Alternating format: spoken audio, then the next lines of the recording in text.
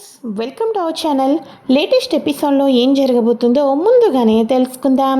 Friends, daily serial notification కోసం ఛానల్ని subscribe చేసుకోండి ఫ్రెండ్స్.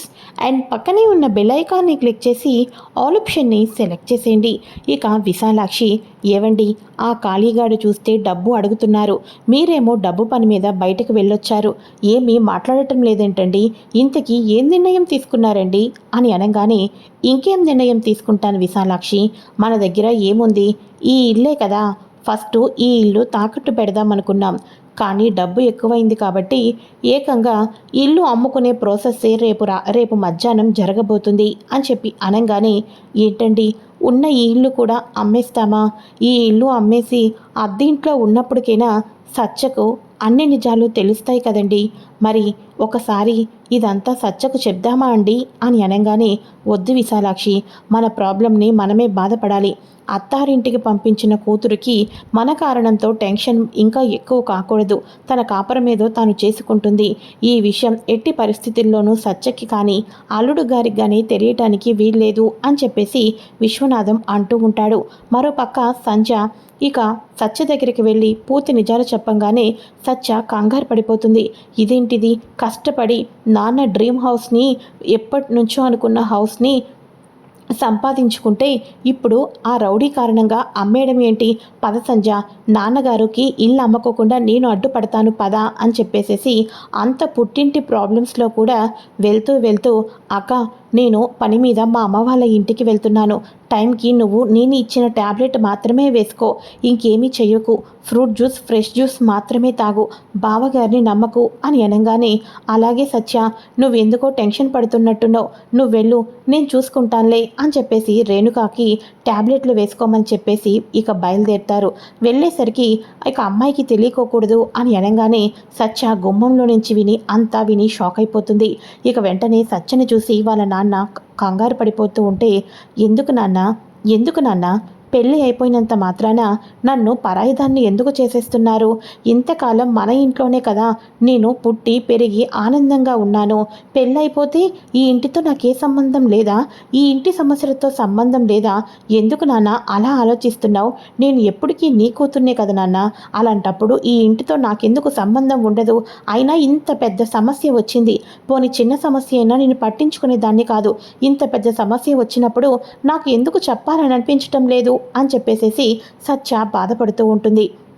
ఇక వెంటనే ఆ మాటలకు, అమ్మ సత్య, మీ నాన్న నీ కాపురం బాగుండటం కోసమేనమ్మా ఈ రకంగా ఆలోచించాడు, నీకు చెప్పి ఇబ్బంది పెట్టడం ఇష్టం లేకేనమ్మా ఈ విషయాన్ని అందరం దాచిపెట్టాము అని చెప్పేసి అనగానే, ఇక వెంటనే ఆ మాటలకు, అసలు ఏంటి నాన్న, ఇల్లు అమ్మవలసిన అవసరం నీకేమొచ్చింది అని అనగానే, అప్పుడు వాళ్ళమ్మ, ఆ ఖాళీగాడు ఆ రోజు నిన్ను కిడ్నాప్ చేసి బలవంతం చేసిన వీడియోని వాడి దగ్గర పెట్టుకున్నాడంటమ్మా, ఆ వీడియోని ఇక బయటకు వదులుతపోతే 20 లక్షలు క్యాష్ కావాలని బెదిరిస్తున్నాడంట అని అనగానే సత్య షాక్ అయిపోతుంది. ఆ ఖాళీగాడు నన్ను కిడ్నాప్ చేయడం ఏంటి అని ఒక్కసారిగా ఆలోచిస్తుంది. ఇక వెంటనే అప్పుడు వాళ్ళమ్మ జరిగిందంతా చెప్పటంతో ఒక్కసారిగా షాక్ అయిపోతుంది. ఆ రోజు నా జీవితాన్ని నాశనం చేయాలి అని అనుకున్నది క్రిష్ కాదా, ఈ ఖాళీగాడా, అంటే నేను నా భర్తను నేను అపార్థం చేసుకున్నానా అని చెప్పేసేసి ఇక సత్య అయితే షాక్ అయిపోతుంది. అయితే ఇక ఇది ఇలా ఉండగా, ఎట్టి పరిస్థితుల్లోనూ వాడికి డబ్బు ఇవ్వటానికి వీల్లేదు నాన్న, రేపు వాడు డబ్బు ఇచ్చే టయానికి ఫోన్ చేయండి, వాడికి డబ్బు ఇస్తానని నమ్మించండి, తర్వాత ఏం చేయాలో నేను అదే చేస్తాను అని అనగానే, ఎందుకమ్మా గోటితో పోయేదానికి గొడ్డలి దాకా తెచ్చుకోవడం అని అనగానే, మీరు గోటితో పోయేదానికి గొడ్డలి దాకా వాడికి సమాధానం చెప్తున్నారు నాన్న, ఇప్పుడు మీ ప్రవర్తన కూడా అలాగే ఉంది, వాడిని ఏం చేయాలో ఎలా మభ్యపెట్టాలో నాకు తెలుసు, ముందు మీరు వాడు గనక ఫోన్ చేస్తే ఆ వీడియోని పట్టుకుని రమ్మని చెప్పండి, డబ్బు కూడా రెడీగా ఉందని చెప్పండి, ఆ తర్వాత నేను క్రిష్ వాడి సంగతి తెలుస్తాం, ఇంత చిన్న విషయానికి మన కష్టార్జితమైన ఈ ఇంటిని అమ్మేయటానికి మీ మనసు ఎలా ఒప్పింది నాన్న అని చెప్పేసి అనగానే, వద్దమ్మా, అల్లుడు గారికి తెలియటానికి వీల్లేదు అని చెప్పేసి ఇక ఇంకా అంటూ ఉంటే, సరేనన్నా, అల్లుడు గారికి తెలియకోకుండానే నేనే చేస్తాను, సరేనా, అని చెప్పేసేసి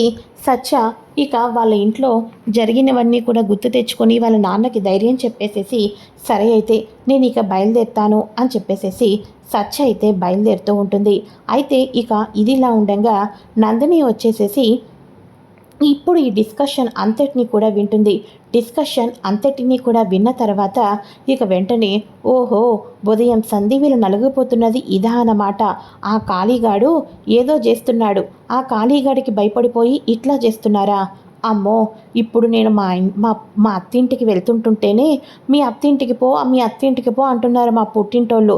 ఇప్పుడు ఆ ఖాళీగాడికి భయపడిపోయి నిజంగానే వీళ్ళు డబ్బు ఇచ్చేసేసి ఇల్లంతా అమ్మేస్తే నా నా పుట్టింటోళ్ళ దగ్గర నాకు కొంచెం కూడా విలువ ఉండదు. నీ అత్తింటోళ్ళకి కనీసం ఉండటానికి ఇల్లు కూడా లేదు అని చెప్పేసేసి నా అన్నే నన్ను తిట్టొచ్చు. ఇక మా ఇంట్లో వాళ్ళే నాకు వేలు ఎత్తి చూపించొచ్చు. నా అత్తింటికి వాళ్ళకి ఇక సొంత ఇల్లు కూడా లేకపోతే ఎలాగా? ఈ విషయాన్ని నేను చిన్నన్నతో చెప్పాలి. చిన్నన్నతో చెప్తే చెప్పకుండా దీనికి సమస్యకు చెక్ పెడతాడు అని చెప్పేసేసి ఇక వెంటనే నందిని వాళ్ళ చిన్నన్నయ్య కృషికి అయితే ఫోన్ చేస్తుంది.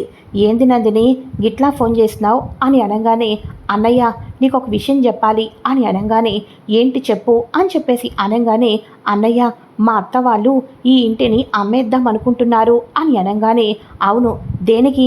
డబ్బు కోసం ఉదయం సేట్జీ దగ్గరికి కూడా వెళ్ళారు అని అనగానే ఎందుక?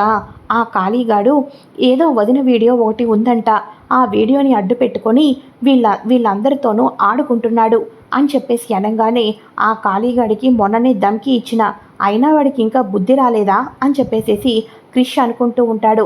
అన్న రేపొద్దున్న డబ్బు తీసుకోవడానికి వాడు వస్తాడన్నా, డబ్బు తీసుకునే సమయానికి వాడికి నువ్వు అదిరిపోయే జలకివి వాడి దగ్గర వీడియోని డిలీట్ చేయాలి అన్నా అని అనగానే నందిని నువ్వు నాకు మంచి సమయానికి మంచి వార్త చెప్పినావు. వాడిని ఎలా ఫిగర్ చేసుకోవాలో నాకు తెలుసు. నువ్వు జల్దీ నాకు ఈ విషయం చెప్పినట్టు ఎవరి దగ్గర చెప్పకు, నేనే చూసుకుంటానంతా అని చెప్పేసేసి క్రిష్ అయితే చెప్తాడు. ఇక వెంటనే క్రిష్ క్షణం కూడా ఆలోచించకుండా ఏం చేస్తాడో తెలుసా? ఫస్ట్ కాళీగాడి దగ్గరకైతే తిన్నగా వెళ్ళిపోతాడు. తిన్నగా వెళ్ళిపోయి కాళీగాడి దగ్గర ఉన్న ఫోన్లో ఉన్న వీడియోస్ని చూసి వాటిని డిలీట్ చేసి నేలకేసి ఇసిరి కొట్టి ఇక వెంటనే కాళీగాడికి అదిరిపోయే వార్నింగ్ ఇచ్చి నిన్ను ఇంతకాలం పోనీలే అని ప్రాణాలతోటి ఉంచా, కానీ ఈ దినం నువ్వు సచ్చిన్ రోజు గుర్తు పెట్టుకోరా కాళీ, ఈరోజు నీ చావు నా చేతుల్లో, ఇది తథ్యం, ఇది రాసి పెట్టుకో అని చెప్పేసేసి ఇక ఇష్టం వచ్చినట్టు కొడుతూ ఉంటే అన్న నిజంగానే వాడు చస్తాడన్నా అని అనగానే ఎరా పిచ్చోడా, వాడు సావాలనే రా నేను కొట్టేది అని అంటూ ఉంటే అన్న నువ్వు జైలుకి వెళ్తే వదిన ఒంటరిది అయిపోతుంది వదిన ఒంటరిది అయిపోతుంది అదినా అన్న వద్దన్నా వద్దు అని అంటూ ఉంటే నువ్వు వీడియోలు తీసి నా పెళ్ళానికి ఇబ్బంది పెడతావురా అని చెప్పేసేసి వాడి చేతిని వాడి కాలిని ఇరక్కొట్టి వాడు అసలు దేనికి పనికి రాకోకుండా మరోసారి వీడియోలతో అమ్మాయిలతో ఇబ్బంది పెట్టకోకుండా వాడిని దేనికి పనికి రాకోకుండా చేసేసి ఇక వాడిని చిత్తకొట్టడంతో వెళ్ళి హాస్పిటల్లో అడ్మిట్ చేపిస్తారు. కొన ఊపిరి మాత్రమే ఉండిపోతుంది. పూర్తిగా 90% అయితే బాడీ అంతా ఫుల్ డ్యామేజ్ అయిపోతుంది. ప్రాణాపాయ స్థితిలో ఖాళీ అయితే హాస్పిటల్లో అడ్మిట్ అవుతాడు. అయితే ఇక ఇదిలా ఉండగా సత్య తిరిగి ఇంటికి వచ్చేసరికి ఏమీ తెలియని అమాయకుల్లాగా చక్కగా ఫ్రెష్ అయిపోయి ఇక మన క్రిష్ అయితే ఇంట్లో ఏమీ తెలియనట్టు ఉండటంతో సత్య తిరిగి ఇంటికి వస్తుంది. ఏంది వచ్చినావా? పుట్టింటి మస్తులన్నీ అయిపోయినాయా అని అనగానే అదేంటత్తయ్య వెళ్ళినప్పుడు మీకు చెప్పి వెళ్ళాను కదా అని అనగానే వెళ్ళినావులే, అదేమో కడుపుతో ఉంది, మీ మామేమో దానికి వంటగదిలోకి వెళ్తే ఊరుకొని అంటావు, నువ్వేమో మీ పుట్టింటికి వెళ్ళిపోయినావు, అంటే పనంతా నా మీద వదిలేసేగా పోయివు అని చెప్పేసి అనగానే అయ్యో అత్తయ్య అప్పటికి నేను అంతా చేసి పెట్టాను అని చెప్పేసేసి సత్య అంటూ ఉంటుంది. దాంతో ఏముందిలేనమ్మా, నువ్వురా ఇలా వచ్చి వడ్డించు అని చెప్పేసి అరే కూర్చోరా అని కృష్ణ కూడా కూర్చోపెట్టంగానే సత్య వడ్డిస్తూ ఉంటుంది. ఇక ప్రేమతో వడ్డిస్తూ ఇక తన భర్తను ఇంతకాలం అపార్థం చేసుకున్ననే ఒక భావన తన మనసులో అయితే ఉండిపోతూ ఉంటుంది.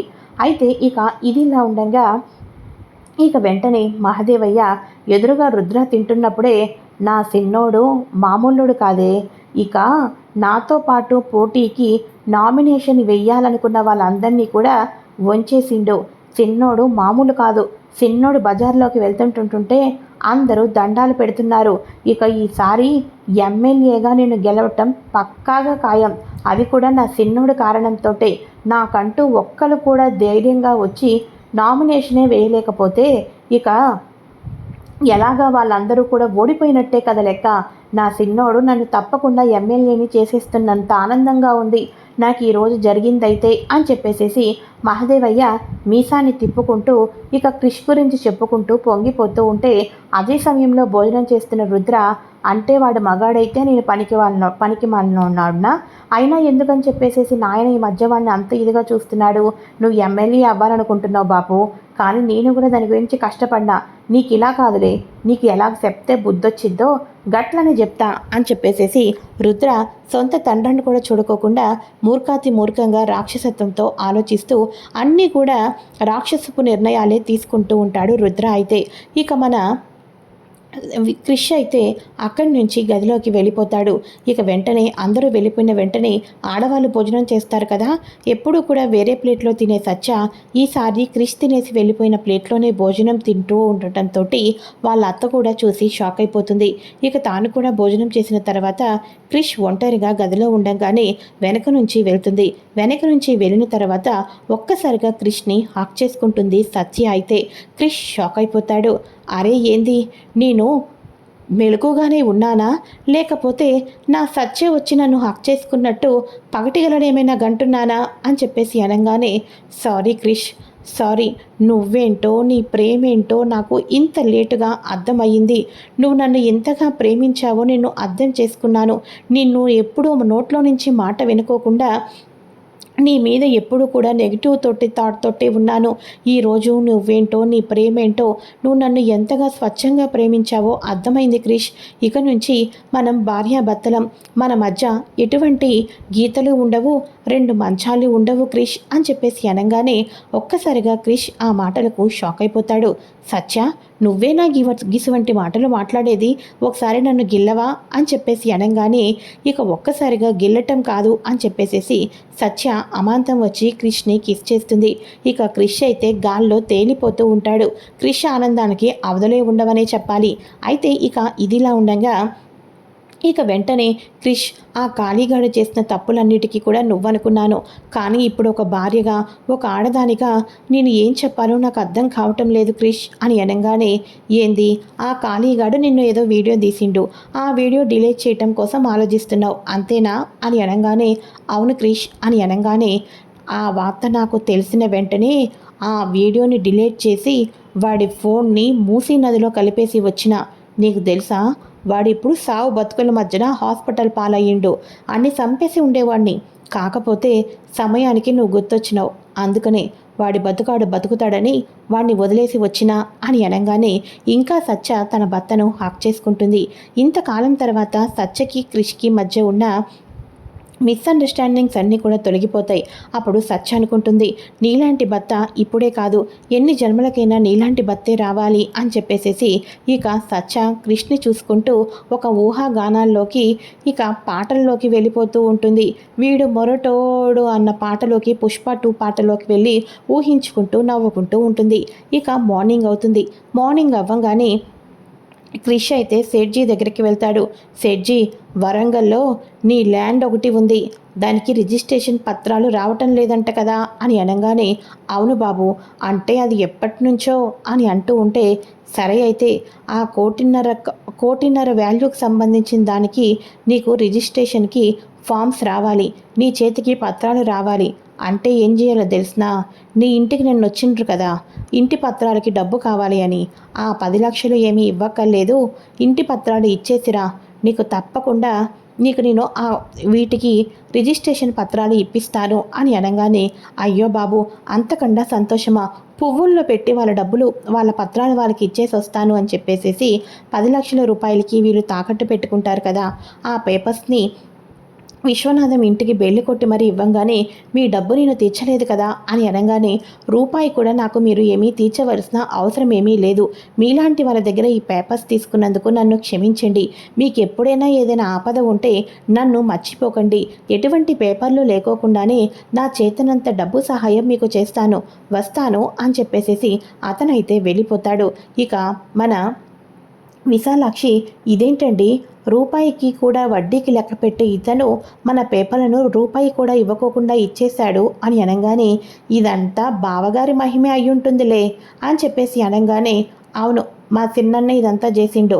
మన ఇంటి ఆ పత్రాలు ఇక తాకట్టులో ఉన్నాయంటే నాకు మా అమ్మ వాళ్ళ దగ్గర చాలా చిన్న చూపు. అందుకోసమే నా అత్తింటి పరువు కోసం గిట్లా చేసిన అని అనగానే, అమ్మో, నీలో కూడా అత్తింటి పరువు కోసం ఆలోచించే యాంగిల్ ఉందా అని చెప్పేసేసి హర్ష షాక్ అయిపోతాడు. అనుకున్నట్టుగానే నందినిలో కూడా మార్పు మొదలైనట్టుంది అని చెప్పేసి హర్ష అనుకుంటూ ఉంటాడు. అయితే ఇక ఇదిలా ఉండగా కాళీగాడు చావు బతుకుల మధ్యలో హాస్పిటల్లో ఉండడం తెలుస్తుంది కదా. ఈ రుద్ర ఏం చేస్తాడు అంటే, వాడు చావు బతుకుల మధ్యలో ఉండడం ఏంటి, వాడిని నైస్గా హాస్పిటల్కి వెళ్ళి లేపేశానే అనుకో, వాడు చచ్చినందుకు కారణం నా తమ్ముడని తెలుస్తుంది. మా నాన్న ఎమ్మెల్యేగా పోటీ చేస్తాడు. కాళీగాడిని చంపింది మహదేవయ్య చిన్న కొడుకని తెలిసి మా నాన్నకు ఓట్లు వేసే ఇదెవ్వరూ ఉండరు. అందులోనూ కూడా ఎమ్మెల్యే కొడుకే జైలుకి వెళ్తున్నాడంటే ఎమ్మెల్యేకి ఎవరు ఓట్లు వేస్తారు? ఈ రకంగానైనా మా నాయన ఓడిపోవాలి. ఇంతకాలం చిన్న కొడుకును చూసుకొని మీసం తిప్పినాడు కదా, అప్పుడు మా నాయనకి నేనేంటో అర్థమవుతుంది అని చెప్పేసేసి ఈ రకంగా రుద్ర హాస్పిటల్కి వెళ్ళి కాళీగడి ఆక్సిజన్ తీయటానికి ప్రయత్నం చేస్తూ ఉంటాడు. ఇలా కాళీగడికి ఆక్సిజన్ తీస్తూ ఉండగా వెనక నుంచి రుద్ర భుజం మీద చేయి వేయటంతో రుద్ర షాక్ అయిపోతాడు. మరి ఇంతకీ రుద్ర భుజం మీద చేయి వేసి కాళీ చావును ఆపింది ఎవరు, తర్వాత ఏం జరగబోతుంది, ముందుగా తెలుసుకోవాలి అనుకుంటే తప్పకుండా ఛానల్ని సబ్స్క్రైబ్ చేసుకోండి ఫ్రెండ్స్. అండ్ పక్కనే ఉన్న బెల్ ఐకాన్ని క్లిక్ చేసి ఆల్ ఆప్షన్ని సెలెక్ట్ చేసేయండి.